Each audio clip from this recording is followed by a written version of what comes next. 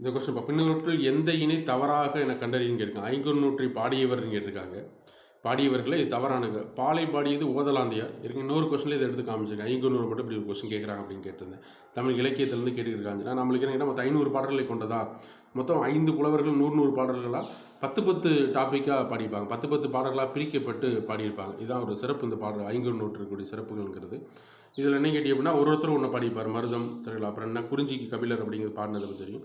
இது ஓதலாந்தையார். அப்படியே 11th புக்கில் தனியாகவே கொடுத்துருக்காங்க. 11th தமிழ் புக்கில் என்ன இருக்குன்னு காமிக்கிற பாருங்க.